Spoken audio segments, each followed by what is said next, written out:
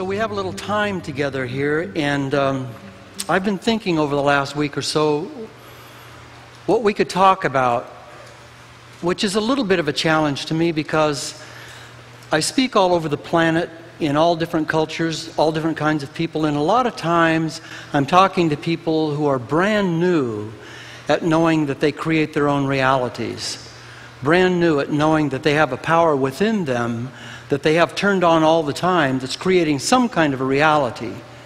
It's like a motor that's going and the car's in gear, but we're not always at the driver's seat. Some of us are sitting in the back seat and the car's just going wherever it's going, but it's still our car. Remember this great story about a guy in San Francisco goes up to the top of this hill and he starts the engine and he puts the car in gear and he gets it going down this hill, and then he climbs in the back seat and covers his head. And the car goes flying down the hill and it bangs off of a few other cars and takes off a fire hydrant and wipes out a little fruit stand, and finally down in the marine it comes to a stop against the seawall, and the police come right away to get this guy, and he says, wait a minute, I was in the back seat, I wasn't even driving. And how many times around the world I've seen people whose lives were a disaster and they were in the back seat.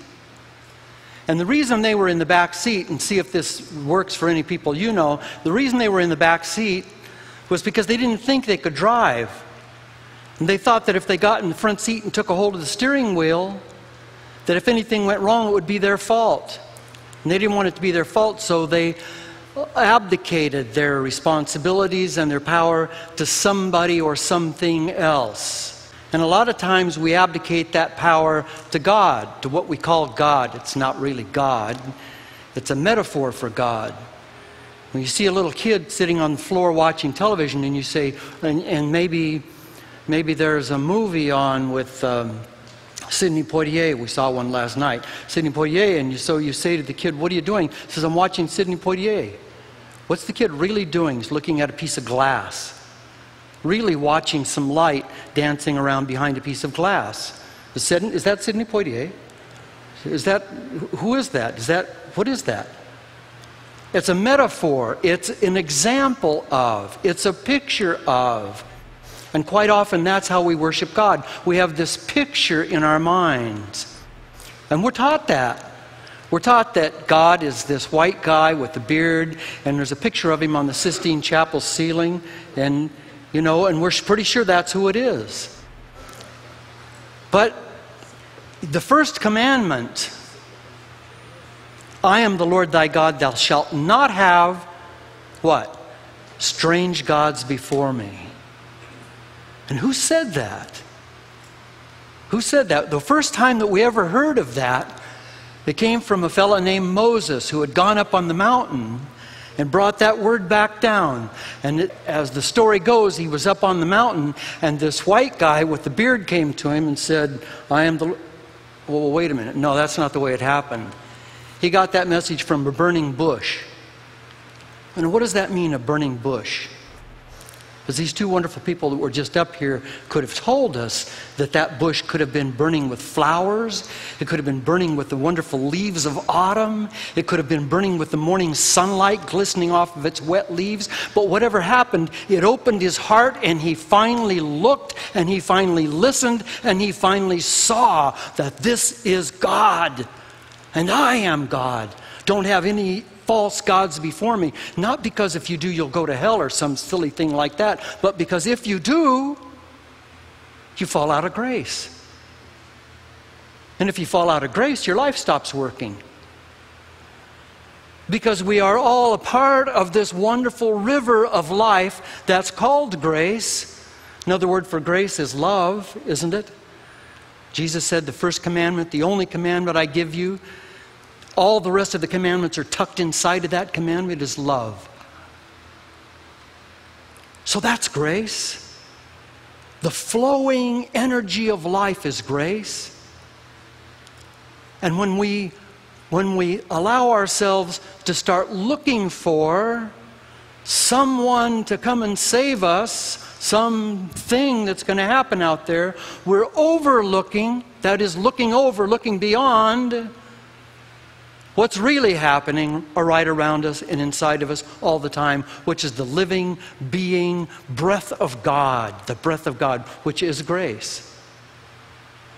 And it's here with us right now in this room. It's with you all the time in your life. Now, there's some folks here tonight who have a loneliness in their hearts, who are thinking, I feel unfulfilled in my relationships, and I'm wondering if I'm going to have to go through my entire life like this. Or I have this disease, and I can't quite seem to shake it. And it just keeps preying on my body.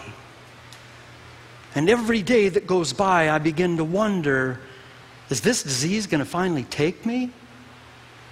Or am I just going to be suffering with this for the rest of my life?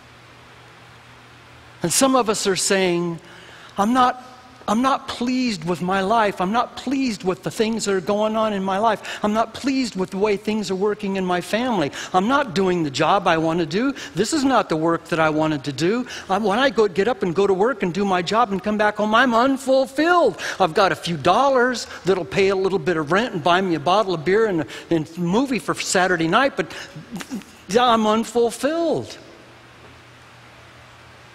And when's that going to change? How is that going to change?